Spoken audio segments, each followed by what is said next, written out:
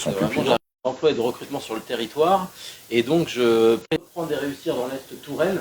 L'ERET est une association qui fédère les entreprises du territoire sur Touraine-Est-Vallée. Et donc l'idée est de créer du lien entre les dirigeants du territoire, être un interlocuteur privilégié avec les institutions économiques et réfléchir sur des synergies et créer des actions de développement de notre territoire et de nos entreprises. Donc en effet, on se retrouve tous les premiers vendredis du mois au Rubixco. Donc on est à notre combien là, Soufiane? 53e. Donc en effet, la récurrence est forte. Et donc l'idée de ces petits déj pro, c'est vous proposer sur un temps cadré d'1 heure une thématique de gestion d'entreprise. Donc toutes les thématiques sont abordées. La finance, le commerce, le juridique, les RH, beaucoup de sujets RH on a fait. Oui. Et puis après, parfois des thématiques spécifiques aussi liées à l'organisation des dirigeants. Donc on se retrouve ce matin, vous avez pu partager, parce que moi je suis arrivé vraiment juste à temps, un petit déjeuner de 8h30 à 9h.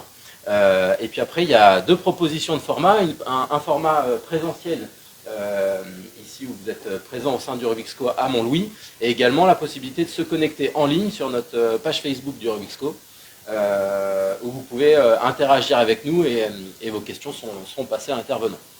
Donc on va tout de suite passer au cœur du sujet, thématique donc gestion d'entreprise donc commerciale. Et là on vous propose donc la prospection commerciale et notamment l'influence de l'intelligence artificielle. Qui n'est pas forcément la plus florissante et que peut en faire la plus jeune génération. C'est pas vrai. La plus jeune génération, elle n'est pas plus déraisonnable que nous. Elle l'utilise un peu différemment. Elle l'utilise pour des sujets qui peuvent nous paraître futiles, mais on l'utilise davantage encore que finalement dans nos métiers. Je ne sais pas si c'est votre quotidien ou pas. Comme ça, à main levée, alors à main levée à distance sur le Facebook Live, essayez de lever la main, mais je ne suis pas certain qu'on va pouvoir... Des pouces en l'air, mais dites-moi si vous utilisez déjà l'intelligence artificielle au quotidien. On a une grande majorité, oui. On a une grande majorité d'entre vous qui utilisent l'intelligence artificielle. Je me risque à une hypothèse, c'est essentiellement une conversation avec ChatGPT. Ouais. Alors, je suis très preneur de ton retour d'expérience. Je vous tutoie si c'est OK pour vous. Ton prénom, c'est Sophie, comment tu l'utilises, toi, l'intelligence artificielle? Alors, j'utilise ChatGPT, Perplexity, Canva, donc l'agent conversationnel de Canva, une requête pour avoir un visuel, par exemple, ou une mise en page? Ouais, des idées de visuels. Donc là aussi, c'est l'intelligence artificielle conversationnelle. Tu donnes une requête, ouais. Elle te répond. Et puis, j'ai découvert une petite IA de Microsoft. Ok, copilote. Comme le dictaphone. Ok. Si vous utilisez un PC sous Windows, peut-être que vous savez utiliser Alt-Tab. Ça, c'est quand vous jouez au solitaire ou à Tetris et que vous ne voulez pas que le patron... maintenant, c'est le patron, c'est vous. Mais vous ne voulez pas qu'on voit ce que vous êtes en train de faire. Donc, Alt-Tab, ça, on connaît. Vous connaissez Alt-H? Toi, oui, manifestement, Sophie. Qui connaît Alt-H? À quoi ça sert? Merci, Soufiane. Soufiane, à quoi ça sert, Alt-H? Ça permet d'activer l'agent d'IA, moi en l'occurrence, sur ça déclenche copilote? Voilà, ça. Ou copilote ou Gemini, ça dépend. Oui, si tu es sur un écosystème Google. Et à minima, ça ouvre l'enregistreur vocal. C'est-à-dire que vous êtes dans un champ de saisie sur une page web ou sur votre outil Excel, par exemple. En appuyant sur Alt-H, vous déclenchez simplement cette... On ne peut pas forcément parler d'intelligence artificielle à proprement parler, parce que c'est une captation de votre voix, mais de plus en plus, et on le voit, je pense que c'est à ça que tu fais référence, Sophie, ça devient de plus en plus précis dans la retranscription. Il y a même la ponctuation qui est en train de s'affiner. On retrouve des choses qui sont super intéressantes. Et en fait, c'est ça, cet aspect de confort-là, qui laisse penser que la prospection aussi, ça va être facile. On va voir que non, il y a des enjeux spécifiques à cette prospection, parce que le temps qu'on vit nous amène à être plus actifs et donc plus intrusifs. Et un des dangers de l'intelligence artificielle, c'est de l'utiliser de la mauvaise manière. On va le voir après, parce qu'effectivement, il y a des bénéfices concrets à l'IA. Ça facilite énormément l'identification, le scoring de ce qu'on appelle nos leads, les prospects qu'on est en train de chercher.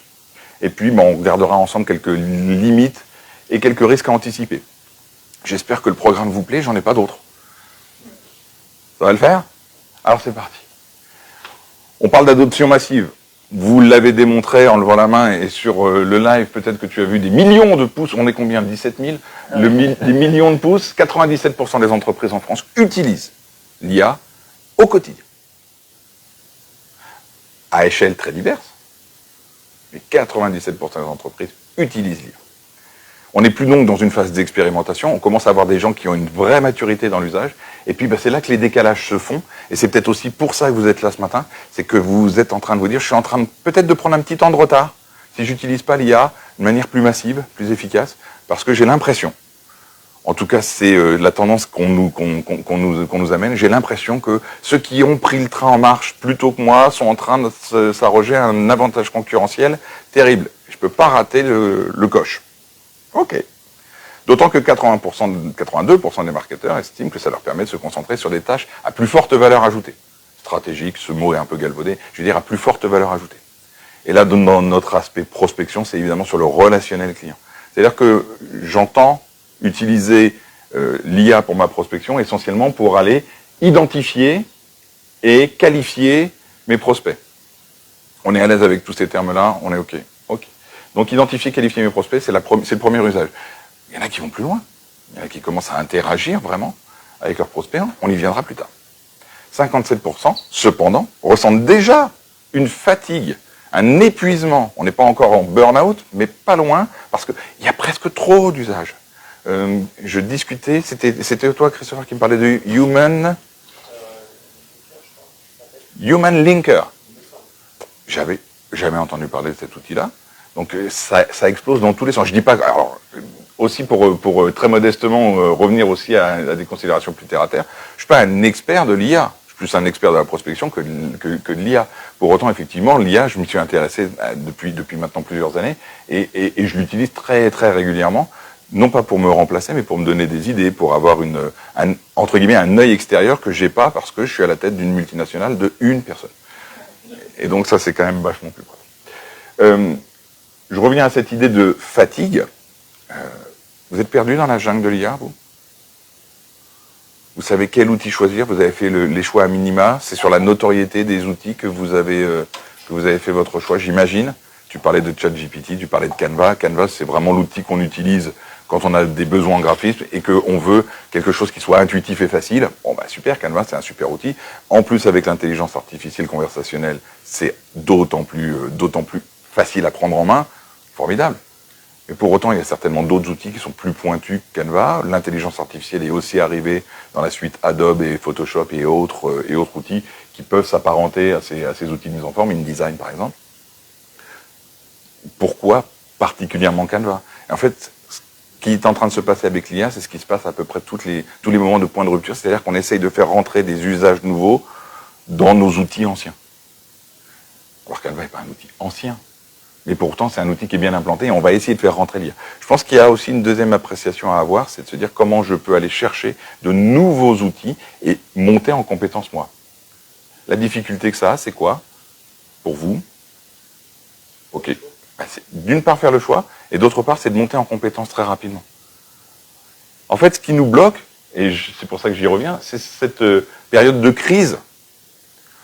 En fait, notre attention, elle est accaparée par le développement commercial de notre entreprise ou la défense de ce qu'on a durement acquis. Aujourd'hui, aller chercher des nouveaux clients, c'est un prérequis, mais il y a aussi pas perdre de chiffre d'affaires. Le nombre de créations d'entreprises est constant, le nombre de fermetures d'entreprises est en forte hausse. On va y revenir d'ailleurs. Voilà, grosso modo, l'évolution des ouvertures d'entreprises en France et en Indre-et-Loire. Pardon, non, je dis des bêtises. Pardon, non, je ne l'ai pas fait en Indre-et-Loire. Je vous prie d'excuser. Le nombre des ouvertures d'entreprises, je ne l'ai pas. Bon, désolé. Ouais, j'ai dû zapper ma slide. Je l'ai effacée. Non, elle est là. Ok, elle est après. Les créations d'entreprises ne faiblissent pas. Au contraire. Ça semble être une bonne nouvelle, sauf pour les personnes qui sont déjà en place. J'ai discuté avec une amie qui est assistante administrative indépendante. Il y en a dans la salle ce matin? Non. Assistante administrative indépendante, c'est un métier qui n'existait pas en soi il y a 5 ans. Ou de manière très épidermique ou très ponctuelle. Aujourd'hui, vous ne pouvez pas aller dans un événement réseau sans tomber sur 3 ou 4 personnes qui sont des assistantes administratives indépendantes. Elles se spécialisent. Je dis elles parce que c'est évidemment une... Ouais. C'est une profession très féminisée, mais c'est évidemment pas genré. Dans l'absolu, oui, elles se spécialisent, elles cherchent à se différencier.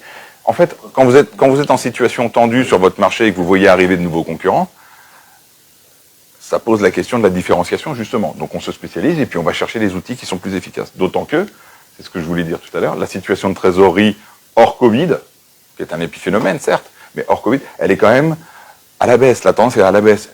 J'espère pas pour vous, je le vis au quotidien, mes délais de paiement sont allongés. Pas les miens, hein, ceux de mes clients vis-à-vis de moi, mais mes délais clients sont... mon poste client s'est allongé, mais ma trésorerie est moins bonne qu'en début d'année 2023, par exemple.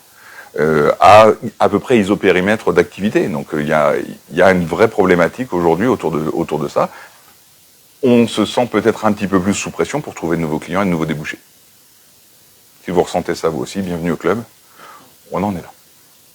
À côté de ça, on se dit le coût moyen d'un lead B2B. J'ai pris cette information-là, elle pourrait être précisée. On va vulgariser un petit peu l'information. Le lead, c'est ce qu'on appelle un prospect pas encore tout à fait qualifié, qui se qualifie au fur et à mesure de son parcours de contact avec l'entreprise que vous représentez. B2B, business to business. Typiquement, c'est ma cible. Donc j'ai été très égoïstement chercher des informations qui me concernaient. En gros, pour faire simple, ça me coûte 30 € de qualifier un lead, de qualifier une personne comme client potentiel. On ne parle pas du coût d'acquisition client, on parle de simplement qualifier un lead. Si je mets tous les outils mis bout à bout que j'ai utilisés, le fichier que vous avez peut-être acquis, qui a fait l'achat d'un fichier de prospection? Ça se fait plus trop maintenant. Hein. J'ai déjà fait. Ouais, t'as déjà fait. Bon, ça t'avait coûté combien? Là, on a fait récemment dans une autre activité via la CCI, c'était autour de 350. Ok, donc ça c'est la fourchette basse. Les leads, en général, on est plutôt sur 50 centimes la ligne. 50 centimes la ligne, vous voulez 2000 clients, ça vous coûte 1000 balles. Donc globalement, et dans ces fichiers, le fichier par définition, au moment où il est édité, il est déjà obsolète. Et vous avez allez, 30% du fichier qui est bon à mettre à la poubelle. Maintenant, il loue le fichier, c'est-à-dire qu'il... Oui, c'est clair, en plus. La campagne d'envoi est partie, après, vous ne conservez pas les deux. Du coup, sont apparus des outils d'enrichissement de données. Vous avez peut-être fait appel à ces outils-là également. J'ai un petit plug pour ma part sur LinkedIn. J'ai un logiciel qui vient, quand je lui réclame, je dis « Oh, cette personne-là m'intéresse drôlement pour le développement commercial de mon entreprise. Je vais essayer d'enrichir, d'essayer de trouver son contact direct, numéro de téléphone, adresse mail. » Le nerf de la guerre, hein. Le nerf de la guerre. Numéro de téléphone, adresse mail. Il y a des outils qui se sont développés, je ne vais pas les citer parce que je ne peux pas en citer 3. Et donc l'ARCOM va nous tomber dessus. Mais globalement, on est sur cette idée-là que c'est tendu, on cherche des débouchés, on a des outils, on se dit ça va le faire à ma place. Spoiler alerte, ça marche pas, ça le fait pas à votre place. Très rapidement aussi, Mais tout ça pour dire que oui, dans ce climat un petit peu tendu, ça nécessite quand même de mettre un petit peu de moyens et de toute façon, même sans outils, même il y a quand même un coût. Sur l'acquisition de prospects et pour aller chercher des leads. On a tendance à dire que c'est en période de crise que les entreprises qui continuent d'investir créent un véritable gap, une vraie différence, un vrai avantage concurrentiel. Et donc, au-delà de l'aspect purement trésorerie, c'est aussi l'ingéniosité dont vous allez faire preuve qui va vous permettre d'aller chercher ce différentiel. Il n'y a pas nécessairement besoin d'investir dans des outils très coûteux. Aujourd'hui, ChatGPT, ça coûte 20 € par mois. Si vous savez bien l'utiliser, c'est un outil qui est assez puissant. Maintenant, ça ne garantit pas des résultats, ça garantit des moyens. Vous avez obligation de résultats. Moi aussi, hein, je dis ça, je ne veux pas vous mettre plus la pression que vous ne l'avez déjà, mais on a des obligations de résultats en tant que chef d'entreprise. Il faut simplement, à titre très personnel, mettre de quoi dîner dans le frigo, hein, tout simplement. Donc dans ce contexte-là, oui, je voulais revenir là-dessus, les créations d'entreprises en Indre-et-Loire, elles sont importantes. Et ce qui ressort le plus, ce sont les activités spécialisées, scientifiques, techniques et activités de services administratifs et de soutien. En gros, vous et moi. Vous vendez du service aux entreprises? C'est nous, 7022Z. Ça vous parle? C'est mon code NAF, c'est peut-être le vôtre aussi. Bon, ben on est dans ces considérations-là. Vous êtes cabinet de conseil, vous êtes bureau d'études, vous êtes assistant administratif, etc., etc. Métier des services aux entreprises. Il y a 2149 entreprises qui se sont créées en 2024, et donc forcément des concurrents. Ça fait toujours plaisir. Il y a quand même des bénéfices à l'IA. Et en premier lieu, ce que je vous disais, un lead scoring automatique. Oh non, tu veux encore que... Oh. Lead scoring. Lead, on est OK. Scoring. Il vous arrive d'évaluer. En fait, on le fait tous. Hein. D'ailleurs, c'est un autre sujet, mais on est toujours en train d'évaluer et de juger ce qui est autour de nous. C'est humain, c'est animal même. C'est humain, on regarde, ça nous plaît pas, j'aime pas. Et là, c'est la même chose. J'ai besoin de savoir si ça vaut le coup que je prenne contact avec cette personne. Et donc, je vais lui attribuer une note. Ouh, vilain. Berk, tout ce qu'on aime pas. Oui, mais ça permet la personnalisation à grande échelle. Parce que la note dont on parle, c'est une note qui est liée à est-ce que cette personne représente le secteur d'activité qui m'intéresse? Est-ce qu'elle a les fonctions qui lui permettent d'avoir l'autorité de la décision d'achat, par exemple? Est-ce que c'est la personne avec laquelle je vais interagir au quotidien? Est-ce que ça va être une personne qui est active sur les réseaux sociaux et qui va voir mes posts, par exemple? Et donc ça va être super intéressant. Ça permet donc cette personnalisation de la mise en relation. Et ça permet, pardon, ah oui, écran tactile. Ah bon, ok, on va pas s'en sortir. Je te laisse faire. Et ça permet aussi de se poser la question de comment je fais pour gagner du temps. J'ai un fichier à 350 € avec 2000 lignes, pas très qualifié. J'ai pas envie de m'embêter. Il y a les outils. Je confie à l'intelligence artificielle le soin de qualifier mes clients. Pourquoi pas lui demander de les contacter? On va gagner un tour. Ok. Ce que nous promet l'intelligence artificielle, 20% de conversion. Plus 20% de clients en plus par rapport au même fichier que la semaine dernière. Pas mal. Je prends. Plus 40% de productivité. Mais je suis moins sûr. Je suis moins sûr. Il vous faut combien de temps pour produire un prompt dont vous êtes contente ou content? Ah, il faut le temps. Mais avons-nous le cœur assez grand? Ça, je vous le demande. Le scoring automatique, c'est simplement de cocher Quand des... tu dis t'es pas sûr, c'est que tu remets en cause à la baisse, à la hausse cette... Il faut beaucoup plus... Je remets beaucoup à la baisse. Pour moi, c'est un gain marginal de productivité. Surtout au début. D'avoir un outil? Oui. En fait, c'est comme... tu pilotes. Je vais essayer de trouver un sport... c'est les 24 heures du Mans ce week-end. Tu pilotes. Tu es un pilote. Tu perds combien de temps au tour par rapport à, au hasard, Lewis Hamilton ou Max Verstappen? Beaucoup. Donc tu vas... Donc, au karting de la ville d'Âme. Au karting de la ville d'Âme. Ok. On n'a pas les mêmes machines aussi. Hein. Parce que tu es en train de me dire qu'à machine équivalente, tu mets une valise à Lewis Hamilton. Ah, je suis pas sûr. J'apprécie l'ambition, hein, je trouve que c'est... Mais je pense qu'il me met... J'ai jamais piloté une F1, donc... Et donc, dans ce contexte-là, effectivement, la problématique, c'est d'apprendre à piloter. Parce que je ne sais pas bouger. Si tu veux vraiment être un super pilote, tu vas consacrer énormément de temps à parfaire ton usage. C'est pas tellement dans la courbe d'apprentissage, qui est déjà longue elle-même, c'est dans la prééminence ou la persistance de l'entraînement que tu vas avoir. Je prêche pour ma paroisse, évidemment, je suis convaincu que c'est pas parce que tu sais faire que tu fais bien systématiquement. Et la vraie compétence, aujourd'hui, je fais un petit lien comportemental commercial. La vraie compétence, c'est pas de savoir faire. On nous dit toujours, enfin, on nous dit souvent, le triangle de la compétence, vous l'avez? Le triangle de la compétence, c'est savoir, savoir-faire, savoir-être. Il y a des redites. Hein. Savoir, savoir-faire, savoir-être, c'est pas de la compétence. Je caricature un petit peu, mais c'est une partie de la compétence. C'est du savoir. C'est du savoir se comporter, c'est du savoir faire les choses. Mais c'est pas fait. Je sais. La vraie compétence, c'est de faire. C'est d'agir. C'est l'action. Donc si je sais agir, c'est génial. Est-ce que je peux agir?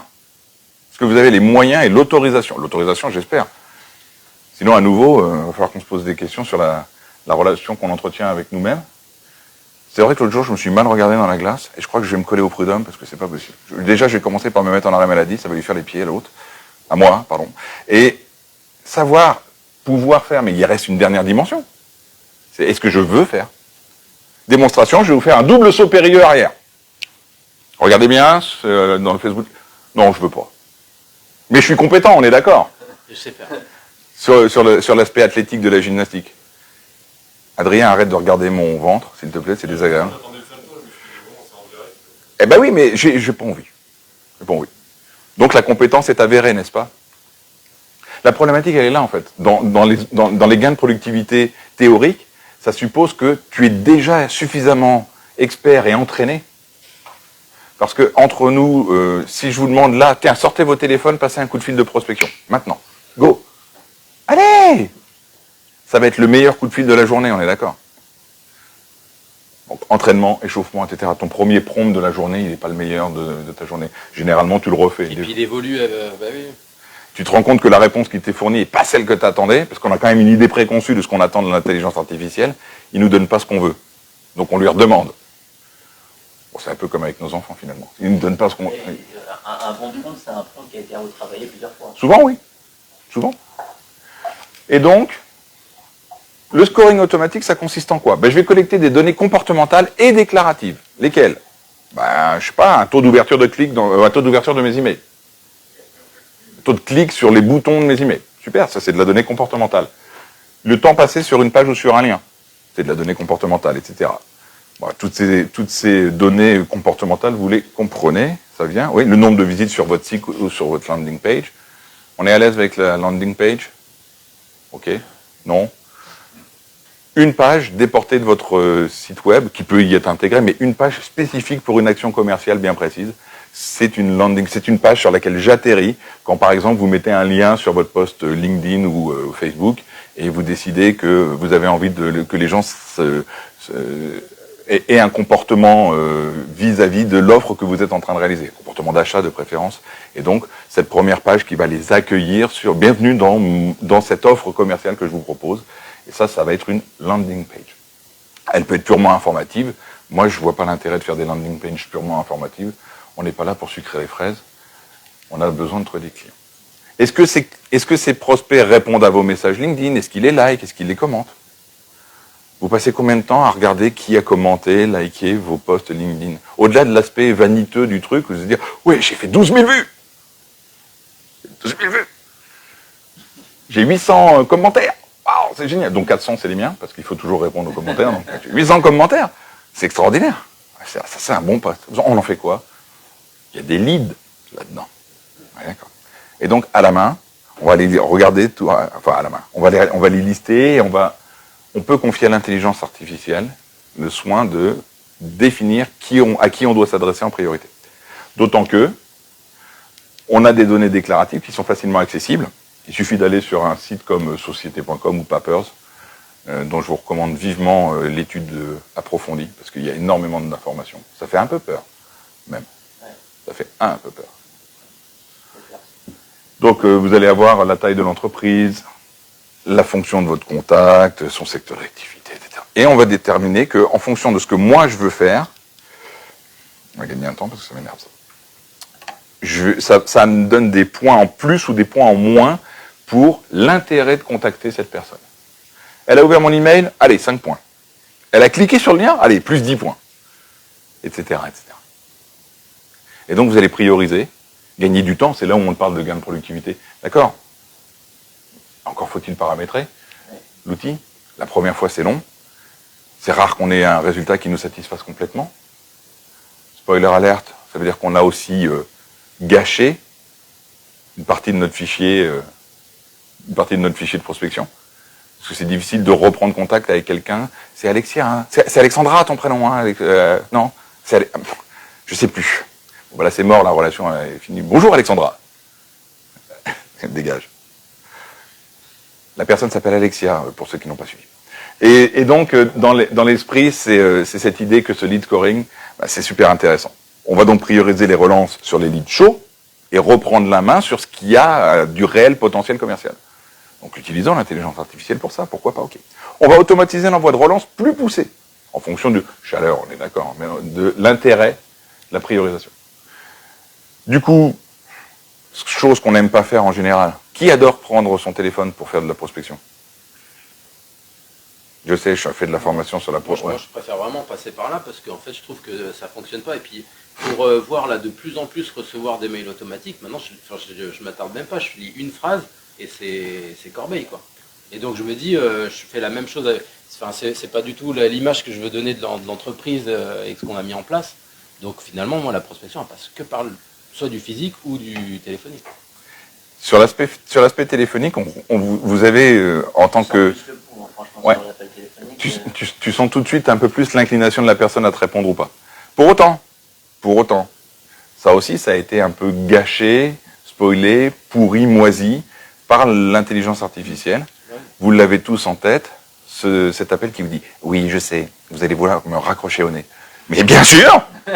D'autant que tu n'es pas une vraie personne, je le sais. Merci pour l'idée. Clac. Ça s'améliore, ça. Il n'empêche que ça prouve à fond, mais maintenant, ce qui est quand même génial et inquiétant, c'est ce qu'on dit tous les jours. Bonjour, Philippe. moins qualité, Oui. Christophe Collarexon, comment allez-vous? Comment s'est passé votre voyage récent? Et là, le disque, c'est quand même extraordinaire, ça. C'est extraordinaire, en effet.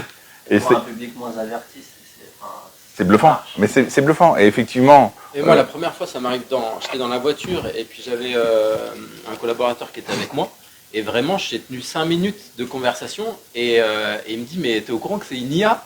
Et derrière, je pose des questions et tout, et puis enfin, moi, j'étais assez bluffé. C'est bluffant, mais bien sûr, parce que... Comment? Elle répondait à tes questions. Elle répondait à la question. Alors après, une fois que... Parce que pendant 5 minutes, ça fonctionnait bien. Une fois que j'ai compris, je posais une question, elle répondait, et que j'essayais d'interagir au milieu, là, on sentait des bugs.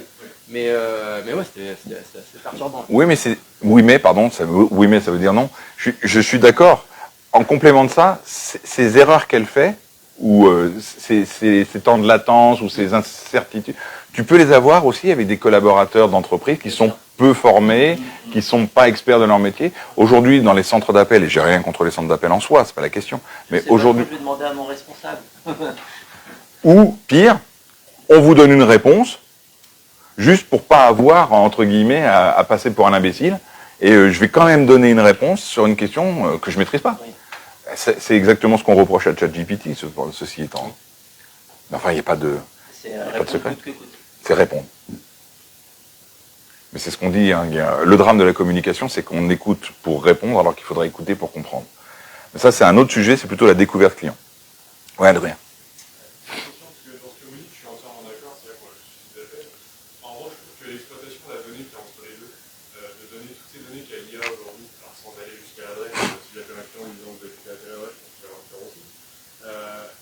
Donner à un commercial ces données récoltées par l'IA ou d'une manière, bon, mais je trouve cet outil intéressant. Et en fait, c'est là que je pense que je rebondis sur ce que tu dis dans la solution. C'est savoir exploiter l'IA et ne peut-être pas en abuser non plus pour garder notre caractère humain, ce qui est très dans la chose. Tu vas voir qu'il y a un autre aspect, mais on le découvrira un peu plus tard, il y a un autre aspect à ça. Mais il y a une autre limite à ça. Quelques exemples d'outils. Vous connaissez HubSpot ? Il y a de l'intelligence artificielle dedans, pas de problème. Vous connaissez Lemlist? Moi non plus. Vous connaissez Lemlist, enrichissement de bases de données, de l'IA. Vous connaissez Brevo? Sendinblue? Ouais. Vous connaissez. Il y a aussi des scénarios conditionnels, c'est de l'intelligence artificielle, c'est un peu ce que tu disais à propos de Canva d'une certaine manière. On crée des scénarios.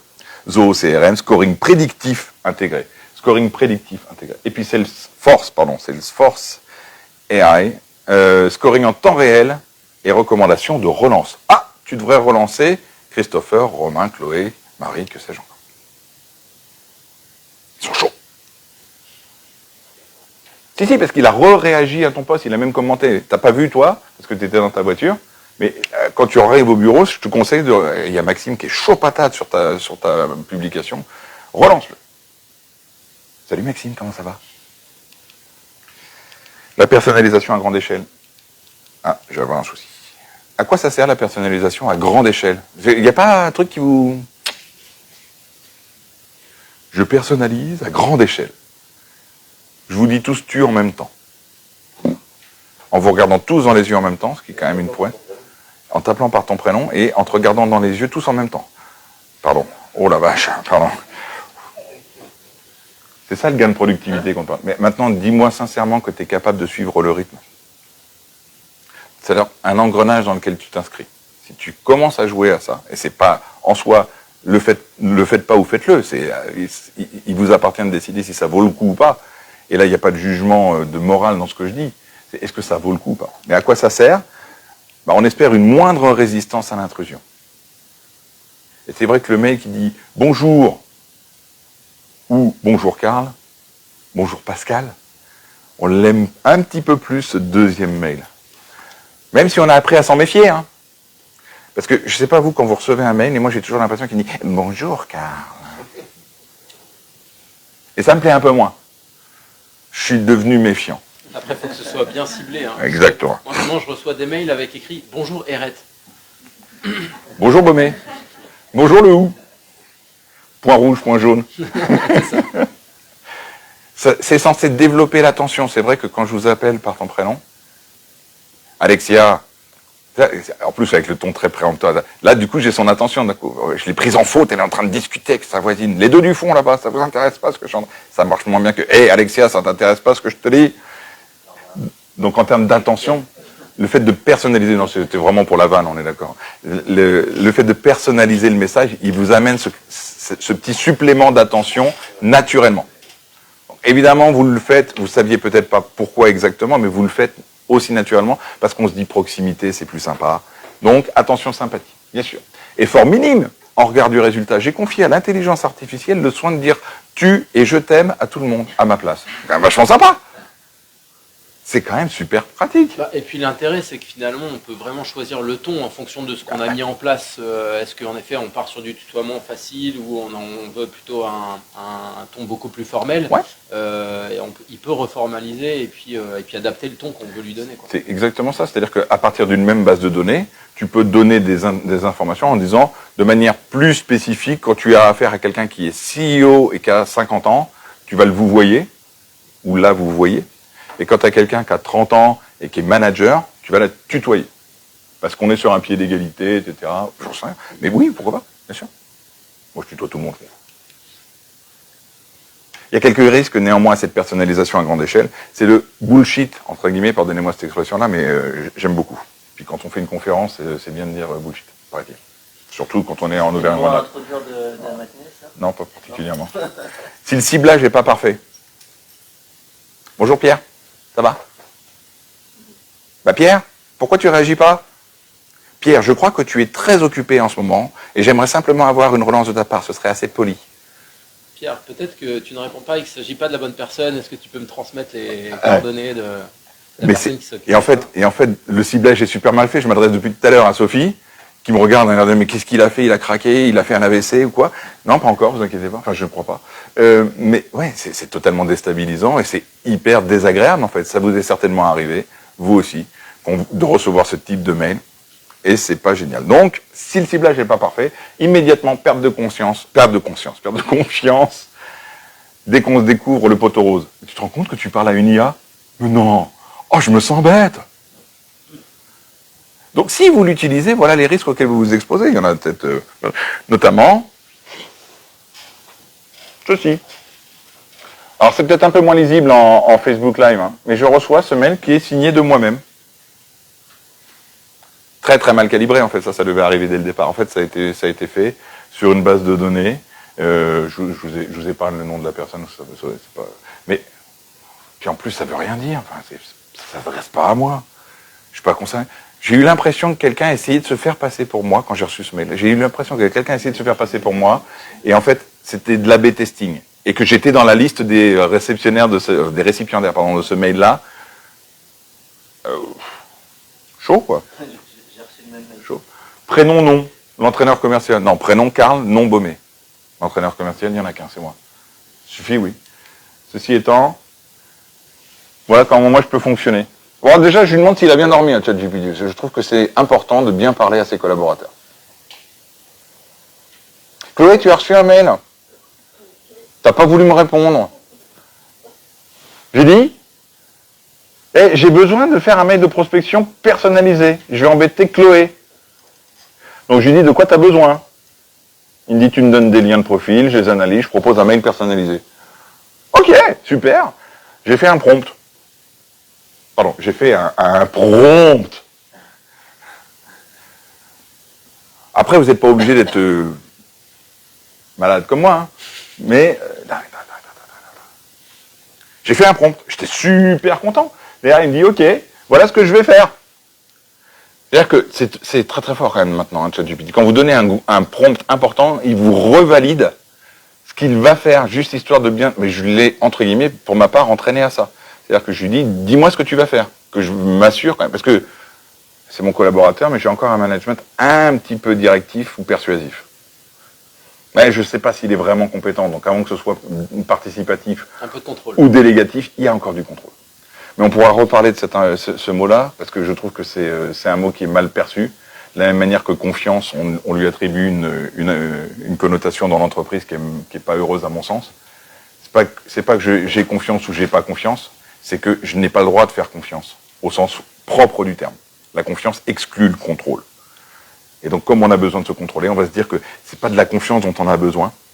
Et ça, on en a déjà parlé, Adrien, c'est du droit à l'erreur, et c'est je t'accompagne dans ta progression. Mais je vais regarder ce que tu fais. Et le prends pas perso, je t'aime beaucoup, je sais que tu es compétent ou que tu es compétent, mais je peux pas te faire confiance, parce que même moi, je peux pas me faire confiance, j'ai des failles. Donc, à partir du moment où on pose ça de manière très bienveillante et positive, eh ben, on contrôle ce qui se passe. Et donc, je demande à ChatGPT, dis-moi ce que tu vas faire. Il me dit, je vais faire ça. Je dis, bah, ça a l'air super. Vas-y, go. Je te fais confiance. Non, je te fais pas confiance. Je sais que tu vas évoluer dans un cadre, que tu vas évoluer dans ce cadre référentiel avec efficacité. Donc oui, pour ça, je te fais confiance. Mais tu vois la différence entre je fais confiance et j'ai confiance. Posez-vous la question de la relation que vous entretenez avec les personnes à qui vous faites confiance et les personnes en qui vous avez confiance. Notamment, je parle des conjoints. Est-ce que vous faites confiance à votre conjoint ou est-ce que vous avez confiance dans votre conjoint? Ceci est hors sujet. Je me propose un mail personnalisé. Hello Chloé! Ça t'a fait quoi quand tu l'as reçu? Tu l'as lu ou pas? Oui, j'ai lu. Ça t'a fait quoi quand tu l'as reçu? J'étais contente, enfin, c'était personnalisé, etc. C'était une IA! Bah oui, C'est pas moi qui ai... Alors je l'ai fait. Après je l'ai repris, je l'ai mis dans ma boîte mail et je l'ai envoyé. Je vous laisse lire. C'est ok pour toi, Chloé? Parce qu'il y a une forme d'intimité malgré tout, puisqu'elle était contente. Ça lui appartient un peu. Et donc voilà ce que ChatGPT m'a proposé. Mot pour mot, hein, j'ai rien changé.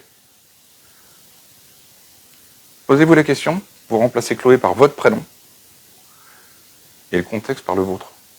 Et pour connaître Chloé, les fléchettes, c'est un hobby qu'elle aime bien. Donc, c'est D'où c'est sorti, j'en sais rien. Je lui ai demandé que ce soit raccord avec mon discours d'entraîneur commercial avec des références sportives. Moi, ce que j'aime moins, c'est la dernière partie. Allez, Chloé, comme une sportive de haut niveau qui s'entraîne pour performer, prête à shooter dans la lucarne avec ta casquette d'office manager. J'aurais jamais dit ça. C'est n'importe quoi. C'est le ton que tu as demandé. Mais le ton, c'est ça. C'est dans le côté motivant, etc. Qu'est-ce que tu as gagné? Vas-y, fais-le. Sauf qu'à un moment donné, c'est mal dosé. Et à nouveau, on en revient toujours à ça. S'ils vendent, c'est du sport.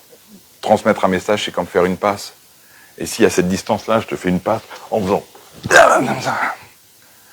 Elle est mal dosée, ma passe. Bah, c'est un petit peu cette dernière phrase, c'est un boulet de canon qui est censé être une passe, quoi. Ça fonctionne pas. Donc peut-être que ça, tu t'es dit, ouais, il en fait un peu beaucoup, là. c'est un peu long et un peu trop, du coup, j'ai laissé le mail. Ben oui, Chloé n'a pas répondu au mail. Dans cette belle énergie que tu as sur Vas-y, la pommade, je vous la passe dans ce sens-là ou dans ce sens-là. Donc c'est mal dosé. Et en même temps, c'est l'objectif de ChatGPT. ChatGPT, c'est un créatif. Oui. Alors que City n'est pas un créatif. On est parfaitement d'accord. Et en fait, ça, je l'ai appris récemment. Parce que je me disais que je suis nouveau, je pense qu'il y a toujours un peu trop loin. Ouais. Et too much. Et pas calé. Et donc, j'ai découvert d'autres outils. Et là, je me suis dit, ah ouais. C'est On pointu. peut faire travailler les outils ensemble Bah oui. en disant ChatGPT m'a sorti ça, qu'est-ce que tu en penses, c'est quoi les sources, d'où ça vient. Et là, ça devient, même en progression, c'est c'est top. Il y a d'autres outils Et là, qui sont du coup, plus la austères. productivité, au lieu d'avoir un outil, t'en as 4, et donc la productivité baisse d'autant. Alors non, parce que tu vas créer des boucles. Puis tu vas créer des boucles de travail. En fait, l'intérêt, il est aussi dans l'automatisation.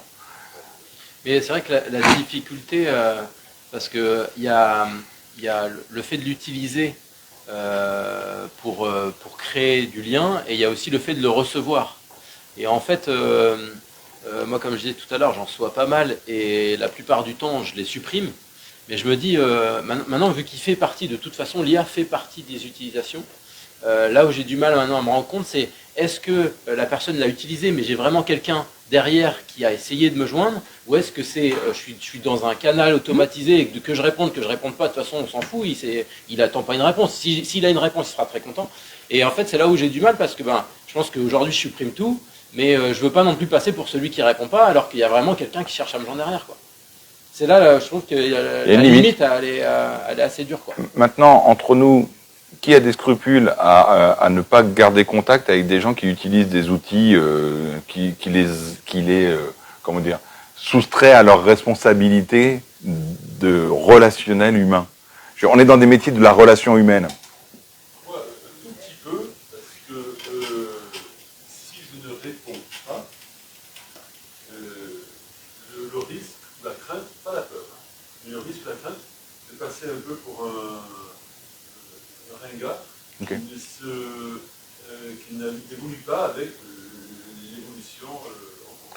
La comparaison que je vais prendre est caricaturale, mais la mécanique est sensiblement la même. Vous êtes en train, là, dans ce que vous dites, de culpabiliser, de ne pas aller ouvrir aux enfants qu'on tirait sur la sonnette juste pour s'amuser. Moi, je veux ouvrir aux enfants qui s'amusent. Je suis d'accord. Et je sais dans quel état d'esprit tu vas leur ouvrir. Tu vas leur dire, salut, je vois que vous vous amusez bien, ça va les enfants, c'est cool. Et puis tu veux... bien sûr, on l'a toujours fait. Moi, je pourrais sortir en disant, ça vous amuse? Mais pourquoi pas? S'il le fait encore. Mais pourquoi pas? Plaisanterie mise à part, on est en train de culpabiliser de ne pas ouvrir aux enfants qui tirent la sonnette. Oui, c'est vrai. Après, si je peux me permettre, juste pour répondre à Alexis, moi j'utilise ça justement dans le cadre de la réflexion pour tester les situations curieuses. La vidéo tranchée, je pense que c'est encore un peu tôt parce que c'est trop visible. Effectivement, moi aussi je reçois plein de mails et du coup je corbeille directement parce que c'est vrai que c'est un peu un force. Mais ayant testé aussi de l'autre côté, en fait c'est des séquences qui sont programmées, c'est toi qui paramètres effectivement si tu veux une relance, deux relances, etc. Et dès que tu vas répondre à cette personne-là, en fait, c'est plus l'IA qui interagit, mais c'est l'humain qui est derrière. Donc c'est vrai que ça peut être un gain de temps aussi, mais quand c'est bien utilisé, et voilà, prendre des pincettes quand même, mais voilà, il y a toujours aussi un humain derrière, entre guillemets, Oui, c'est sûr. pour gagner du temps également. La tendance que j'observe, elle n'est pas plus tout à fait la même. Je suis d'accord avec toi sur le principe qu'à un moment ou à un autre dans la boucle, il y a un humain qui finit par rentrer. Le problème, c'est qu'il intervient de plus en plus tard.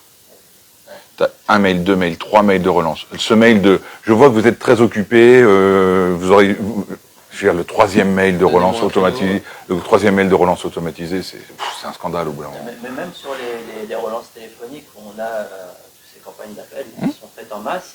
Et quand on décroche, il y a un laps de temps de 2-3 secondes avant qu'une personne après vous réponde. C'est magnifique ça. Et ces 2-3 secondes-là, on les attend même plus.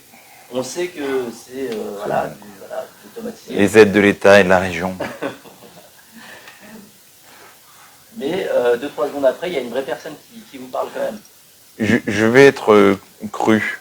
Dans le contexte relationnel, ça n'est même plus pour moi une vraie personne. Et j'entends que ce que je suis en train de dire, c'est totalement polémique. Hein. Mais dans le contexte relationnel, cette personne-là, elle n'est pas en train d'établir une relation avec toi. Elle n'est pas en train d'établir une relation de confiance avec toi. Nous, là, autour de la table, il y a essentiellement des entrepreneurs individuels ou des petites entreprises qui sont caractérisées par l'incarnation.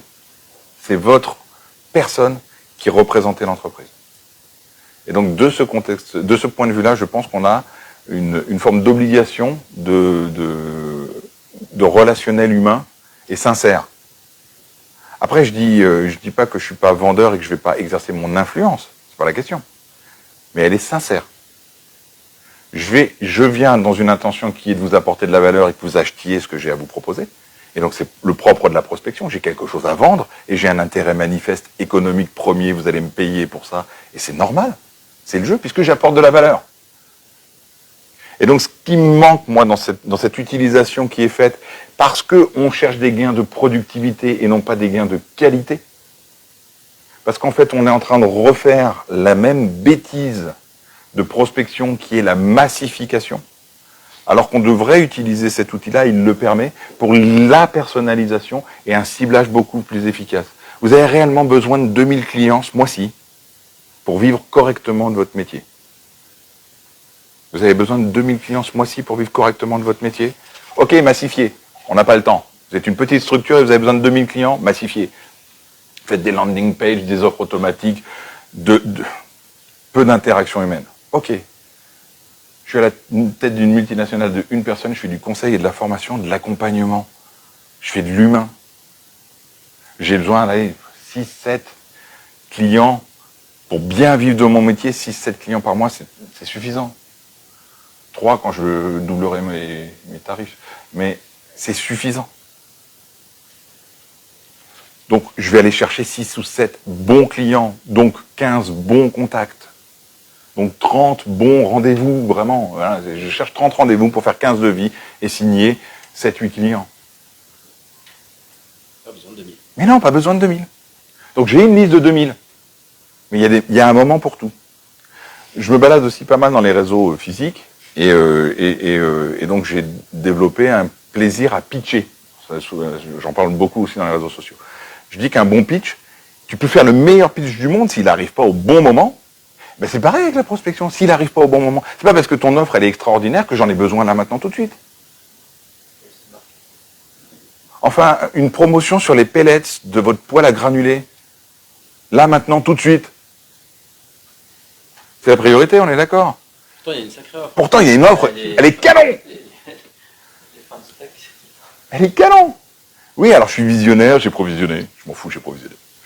Ok, de toute façon, j'ai de la place dans le sous-sol intégral sous ma maison. Ok, super, faites, bravo, super, profitez de l'aubaine. Pour 90% des gens, c'est pas le moment. C'est juste ça. Et donc, la problématique de la prospection, elle demeure la même, en fait. C'est quels sont vos objectifs de prospection. Pascal. Petite information là, sur justement la prospection téléphonique. Apple, dans sa prochaine mise à jour, iOS 26, va faire du chiffre. Ouais, mais Google le fait depuis des années. Tu n'es pas obligé de te présenter, ça n'empêchera pas tout. Parce que là, ce que tu vois, c'est... Non, quand tu m'appelles, si je te réponds, alors on se connaît, donc, mais si le numéro est inconnu, j'ai un petit bouton qui s'appelle filtrage automatique. Et donc, j'appuie sur ce bouton, et l'agent conversationnel récite le texte qui est écrit là, et qui dit « La personne que vous cherchez à joindre utilise un système de filtrage automatique par Google. Veuillez énoncer la raison de votre appel. » Votre nom, machin. La raison de votre appel, etc. Et donc la personne, si elle décide de répondre à ça, j'ai la transcription sur mon écran. J'ai toujours pas décroché, et je regarde, je fais « Oh ben non, mais c'est Pascal !» Allez, j'intercède. Salut mon Pascal, comment tu vas? Ouais, excuse-moi, je t'avais pas reconnu. Ouais, j'utilise un système de filtrage, je sais, c'est un peu pénible, mais tu sais, on est tellement embêté avec les agents conversationnels qui te promettent des réductions et des remises extraordinaires et des aides de l'État. Tu m'en veux pas, hein, mon Pascalou? Non? Tu m'en veux pas, c'est cool. Écoute, qu'est-ce que tu voulais? Ah. Ok, ça m'est rarement arrivé que les personnes laissent un message. Si, les bots, ils commencent le truc et puis ils se rendent compte qu'il n'y a pas de réponse. Donc, tidoum, ça s'éteint tout de suite. Les plus entraînés, ils arrêtent dès l'instant que ça commence la personne utilise un système de filtrage, plouf. Donc, iOS 26, alors c'est pas pour faire la guéguerre encore entre Android et iOS, mais ces systèmes de filtrage-là, de la même manière, si tu tombes sur une vraie personne, j'imagine que je fais vachement plaisir aux gens en leur disant, écoute, tu sais, c'est le Judas de la porte. T'es qui? Tu le fais ou tu le fais pas, quoi. Les limités risques. Petit point timing, Ouais. Karl, on est à 53.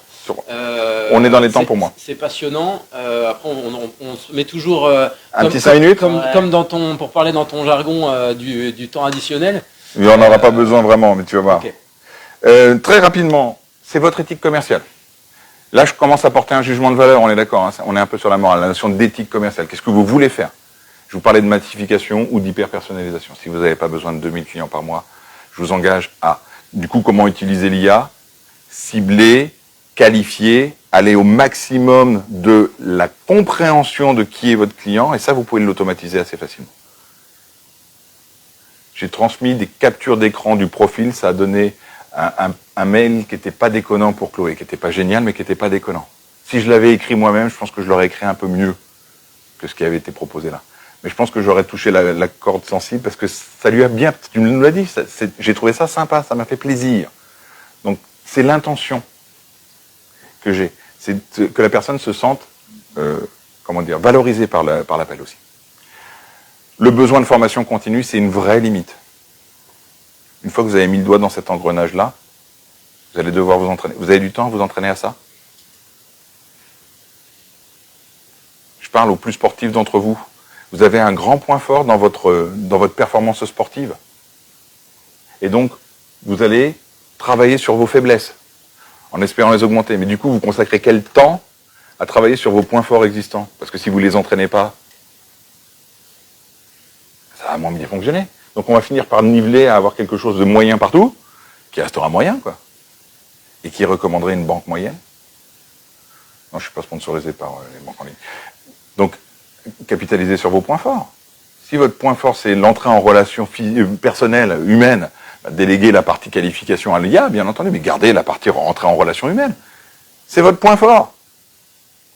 Les gens adorent votre personnalité excentrique. Génial! Le respect du RGPD, et c'était ça le point suivant. Tu traites de la donnée comportementale. C'est du profilage pur et dur. En termes de règlement général sur la protection des données, tu es sur le niveau global, hein, je ne parle pas des données de santé ou des données de choses comme ça. Tu es sur le niveau quand même global qui t'impose une sécurisation maximale des données. Elles sont stockées où? Chez ChatGPT, Perplexity & Co. Désolé Chloé, tu es sur tous les réseaux du coup maintenant, à cause de moi. Toutes les bases de données. Tu vas recevoir du spam à cause que moi. Donc très sérieusement, et si je vous dis, je vous ai stalké, enfin j'ai fait en sorte que mon robot vous stalk, il vous suit partout où vous allez, juste pour savoir comment vous comportez, que je puisse vous contacter quand j'en aurai envie, le bon moment venu. Ça vous fait plaisir? C'est la réalité, hein. Oui, c'est la réalité, mais tu vois comment tu le dis, tu me dis pas, et c'est la réalité, et ça c'est cool. Tu dis, c'est la réalité quoi, on ne peut rien faire, c'est mort, j'ai lâché l'affaire.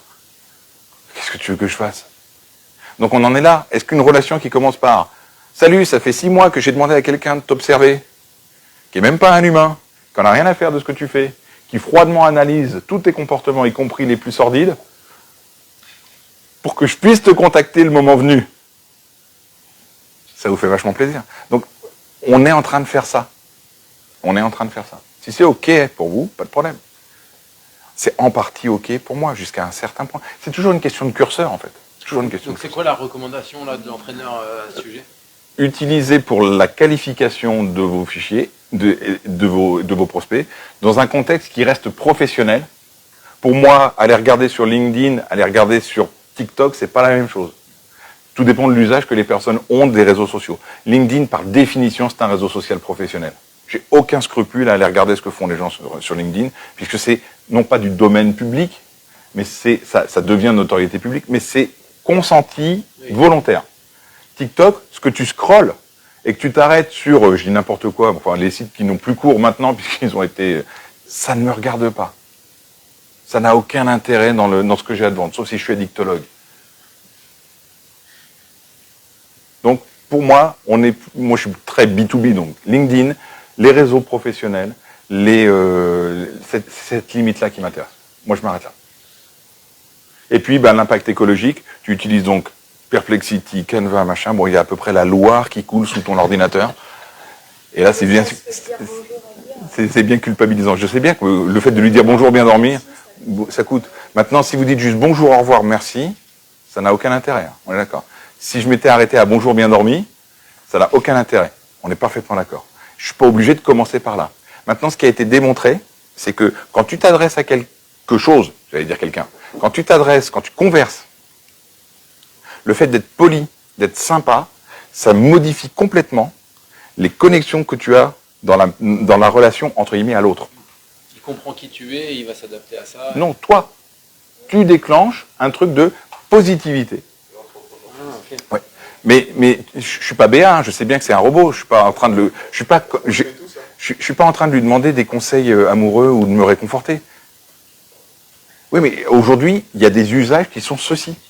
Tu as des collégiennes j'ai entendu une information, pas collégiennes, lycéennes, qui s'inquiètent pour leur bac et qui demandent à ChatGPT de les rassurer. Alors, je veux pas stigmatiser, c'est pas genré. Il y a certainement des collégiens et des lycéens qui sont inquiets de tout un tas de trucs, de leur corps, de machin, et qui vont demander à ChatGPT des conseils. Et il y a Facebook qui est en train de créer un agent virtuel pour aider les gens qui le connaissent. On en est là. On en est là. Donc, voilà, moi, la limite. L'impact écologique, ok. Et là, je suis un petit peu comme vous là-dessus, c'est de dire, bah oui, moi, j'aimerais bien trouver des solutions plus vertueuses, mais j'en ai pas. Et en attendant, je prends un temps de retard. Et mon urgence du moment, c'est aussi de faire tourner ma boîte. C'est aussi de faire tourner ma boîte. Donc, je suis pas sur un côté pessimiste, à dire, oh, bah, c'est triste. Tirez-en le parti qui a le meilleur rapport gain-coût. Et c'est le principe même de la bonne gestion, le gain-coût. C'est le plus pragmatique possible. Oui, mais Sur l'usage de... plus encore que pragmatique, c'est vraiment cette pensée de quel effort je demande à mon écosystème pour quel gain. Si je demande énormément d'efforts pour peu de gains, hop. Et donc, jouez pas aux apprentis sorciers, parce que ça donne des combos très surprenants. C'est pas super efficace. Je vous propose, et je vous ferai parvenir le support, une petite checklist qui va vous permettre d'améliorer rapidement votre usage de la donnée et de l'IA. Testez, envoyez vos emails à vous-même. Je vous les remets dans l'ordre, je vois des téléphones qui sortent. Hop, préparation, rédaction d'un email avec l'IA si vous en avez besoin.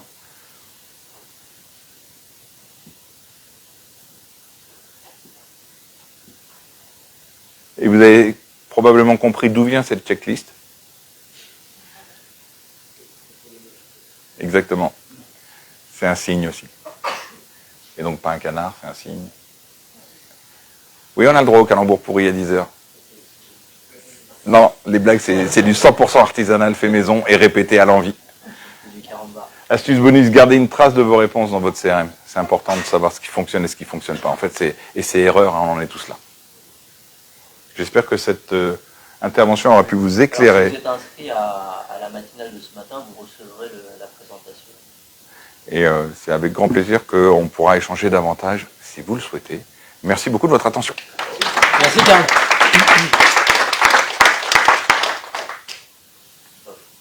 Prendre 2-3 petites questions, on peut se donner 5 minutes. Ah bon, on peut. Ça va. Même, moi j'ai du temps. Hein. On a envie d'interagir, Je veux dire que, avec toutes les comment dire, limites, réserves que tu mets, est-ce qu'on a vraiment le choix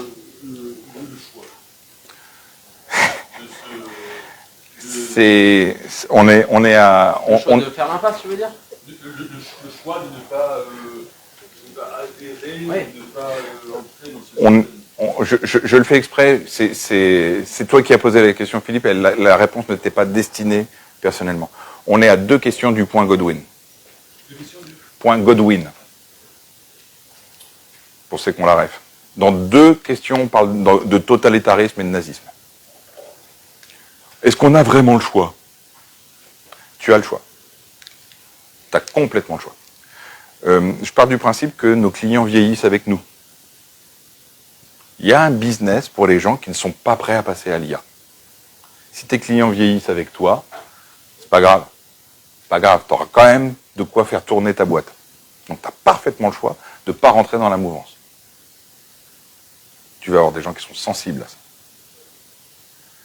Si tu veux aller renouveler parce que ta clientèle n'existe plus, elle ne te permet pas de faire tourner ta boîte, fais le choix. Personnellement, j'ai une génération un job où je peux, Je pense que la prestidigitation par ChatGPT, on n'y est pas encore. Par contre, pour nos blagues, les tiennes comme les miennes, il peut faire mieux que nous. Mais sur la dextérité que tu as, le savoir-faire que tu as, il y a zéro débat. T'es pas menacé, pas bien. Les spectateurs n'en sont pas à aller demander, mais comment il fait? Ouais. À nouveau, mais c'est. Ce que je veux dire, Mais en sachant que, oui. Au-delà du moment de prestidigitation. Mais je me pose la question, et sans chercher à savoir tout nécessairement. Si tu veux, après, chacun étant différent dans sa manière d'aborder la chose. J'aime bien comprendre. Moi, j'ai besoin de comprendre. Je suis un peu. Vous avez fait le disque il n'y a pas très longtemps, je pense. Moi, j'ai un côté bleu, jaune, vert et rouge de toute façon. Les quatre à peu près. Je suis assez schizophrène. Et j'ai besoin de comprendre. Et pour autant, ça ne m'enlève pas le plaisir de le voir faire, même si j'ai compris. Alors, pour l'instant, j'ai pas compris grand-chose. Mais même si j'ai compris, des fois j'ai compris. Les tours de mentalisme, j'ai compris la mécanique, par exemple, mais je sais pas le faire. Et quand je te vois le faire, je suis là, je suis putain, il est fort ce con. C'était une vanne entre nous parce qu'il y a, pour les fans de Kaamelott, il y a toujours un moment Kaamelott aussi. Il y a le moment Godwin, il y a le moment Kaamelott. Il y a les défis de Merlin et Merlin demande à l'autre enchanteur qui vient lui piquer sa place, qu'est-ce qui est petit et marron? Un marron. Putain, il est fort ce con. Donc ouais, c'est un spectacle assez bluffant. Ouais, Adrien. Tu l'as dit, Karl, aujourd'hui tous les métiers évoluent avec l'IA. Toi, si tu fais ton métier d'entraîneur commercial et de commercial, tu fais aussi des bases. Comment toi tu t'es sensibilisé à l'utilisation de l'IA? Est-ce que tu as suivi des tutos? Comment tu fais une source tes comptes? Quelle est ta réflexion en fait autour de tout ça pour s'habituer? Il y a des métiers complètement différents dans la salle, il y a des métiers politiques, il y a des métiers RH. Ouais. Demain, si vous devez donner un conseil justement sur le sujet, je suis pas un bon baromètre. C'est à la fois extrêmement prétentieux et en toute modestie aussi. C'est-à-dire que je me suis toujours auto-formé. Tout ce que j'ai fait, je l'ai fait en autodidacte et après j'ai validé ce que j'ai fait par une formation académique. J'ai fait de la gestion de projet avant de faire la formation, j'ai fait du management avant de faire la formation, avec les conneries et les erreurs. Donc j'aborde l'intelligence artificielle de la même manière. En fait, j'ai une pensée en arborescence qui fait que si je ne fais pas, moi, avant de me questionner plus profondément, je n'arrive pas à donner un angle d'attaque à ma formation. Donc, je ne sais pas si c'est ça qu'il faut faire. Si vous avez une pensée en arborescence, c'est-à-dire vous passez d'un truc à l'autre, puis après, il y a des ramifications qui se font. Si vous adorez les cartes mentales, par exemple, ben ça, voilà comment il faut faire. Si vous êtes quelqu'un de très linéaire dans votre pensée, et il n'y a pas de jugement de valeur dans ce que je suis en train de dire là, si vous êtes quelqu'un de très linéaire dans votre jugement de pensée, prenez les tutos, les uns après les autres, si vous voulez le faire vous-même.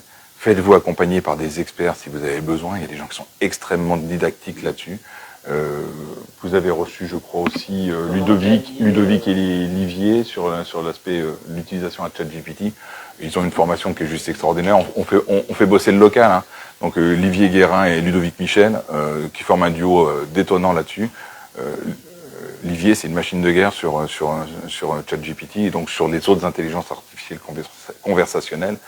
Il va vous faire gagner 6 mois, 1 an. Puis après, tu l'as dit, et ça fait partie de ton offre commerciale. Oui. Ta promesse, c'est tester et répéter, en fait. C'est s'entraîner à... Puis moi, mon boulot, c'est pas... ça ressemble à de la formation, mais c'est pas de la formation. Ma valeur ajoutée, elle n'est pas dans la formation. Ma valeur ajoutée, elle est dans d'aider les gens qui ont compris que s'entraîner, c'est mieux que d'apprendre à savoir faire. Il vaut mieux faire de manière imparfaite, en étant très motivé et déterminé à rien lâcher, que de savoir faire parfaitement puis de jamais y aller, quoi. C'est sûr. Donc c'est toujours pour moi le passage à l'action qui va déterminer si on est performant ou pas. Mon double saut périlleux arrière, hein, il était extraordinaire. Il est tombé mais pile. Voilà. Donc mon boulot c'est ça. Donc je suis pas menacé par l'intelligence artificielle parce que tu vas savoir te former. Mais à un moment, lundi matin, quand tu n'auras pas envie de prendre ton téléphone pour faire de la prospection, ou de rédiger tes mails, ou de prendre ta bagnole pour aller voir les clients, ben moi je serai là. ChatGPT non. Donc ça m'inquiète pas. Et c'est ça le plus dur. Et surtout aujourd'hui où on gère quand même des petites structures, on a énormément de sphères où on doit interagir. Je pense qu'en effet c'est bien. Et la répétition fait que quand il faut être prêt le jour J, C'est ça. peut-être qu'on y va beaucoup plus facilement, quoi. Tu vois, bon, il y a plein de sources autour du sport, mais Mike Tyson, on pense qu'on veut de l'homme, mais par contre, en termes de performance sportive, c'était un des meilleurs boxeurs de toute génération confondue, c'est un des meilleurs boxeurs. Il est au panthéon de la boxe. On aime ou on n'aime pas la boxe, c'est pas la question. Mike Tyson dit, la discipline, c'est faire les choses qu'on déteste de la même manière que si on les aimait. Avec la même intensité. C'est, en gros, et c'est un peu cru, mais faites-vous un petit peu mal. Vous ne mettez pas en difficulté, mais faites-vous un petit peu mal. Donc avec l'intelligence artificielle, faites-vous un petit peu mal. Si vous voyez l'intérêt pour vous d'exploiter cet outil-là, perdez du temps pour en gagner après, quoi. Faites l'effort d'apprendre à utiliser cet outil-là pour ce qui a de l'importance pour vous. Ce qui veut réellement vous décharger et que vous puissiez déployer toute la valeur ajoutée. Ma valeur ajoutée, elle est dans le relationnel client. Je vais déléguer toute la qualification et je garde le relationnel client. Merci beaucoup, Karl. Avec grand plaisir. Merci encore. Eh